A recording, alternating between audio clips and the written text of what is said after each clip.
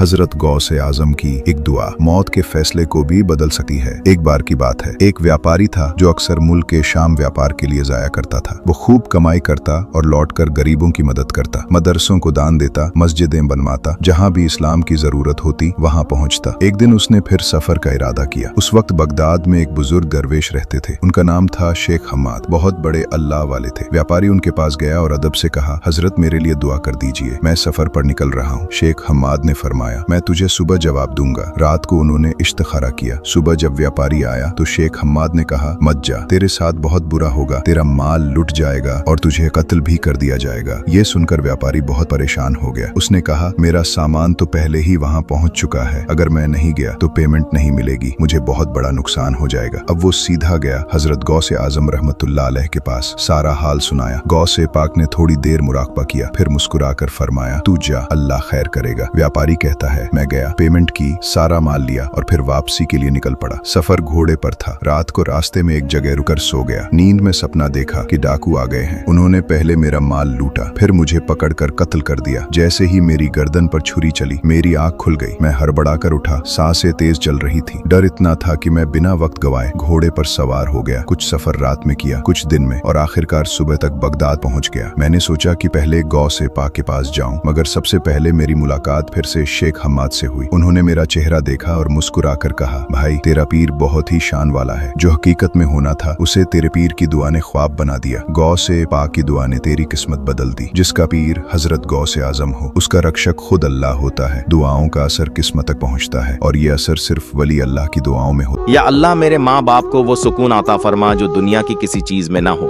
मेरी हर कामयाबी के पीछे मेरे वालिदैन की बेजबान दुआओं का हाथ है।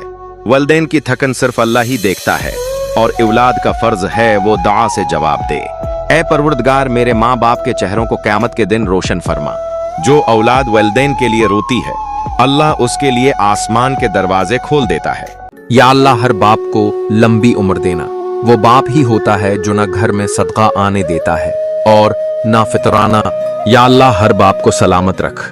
वही तो है जो खुद भूखा रहकर बच्चों का पीठ भरता है, जो कर्ज के बोझ तिले भी बच्चों की ख्वाहिशें पूरी करता है। बाप वो दीवार है जो हर तूफान को अपने ऊपर ले लेता है, मगर अपने बच्चों को किसी दुख की हुआ भी नहीं लगने देता। बाप वो चिराग है जो सारी उम्र जलता है, सिर्फ इसलिए कि घर रोशन रहे। या अल्लाह, हर बाप के साये को सलामत रख, जो अपनी खुशियों को दफना कर औलाद के ख्वाब संवारता है। वो जो खामोश रहकर सब कुछ सह जाता है, मगर औलाद के चेहरों पर मुस्कुराहटें देखकर जीता है। बाप का प्यार शोर नहीं करता, बस खामोशी से हर जरूरत पूरी करता है। उसकी मोहब्बत लफ्जों की महताज नहीं, वो तो दुआओं में छिपी होती है। बाप की मेहनत का अंदाजा तब होता है जब खुद जिंदगी की दौड़ में उतरना पड़ता है। बाप वो छत है जो गिर जाए तो सारी दीवारें हिलने लगती हैं। जरा दिल पे हाथ रख कर बताओ, तुमने आज नमाज पढ़ी? अगर नहीं तो क्यों? वक्त नहीं था या दिल नहीं चाहा? बराहे करम इस वीडियो को आगे जरूर शेयर करें। शायद आपके एक शेयर से कोई नमाज पढ़ने लगे और आपको भी उसके हर सजदे का सवाब मिले। जरा दिल पे हाथ रखकर खुद से पूछो, तुम जिस अल्लाह की नामतें हर लम्हा खा रहे हो, क्या आपके पास उसी के सामने 5 मिनट खड़े होने का वक्त नहीं? जब तुम बीमार होते हो तो उसी रब से सेहत मांगते हो, जब दिल टूटता है तो उसी को पुकारते हो, फिर जब वो बुलाता है तो तुम मसरूफ क्यों हो जाते हो?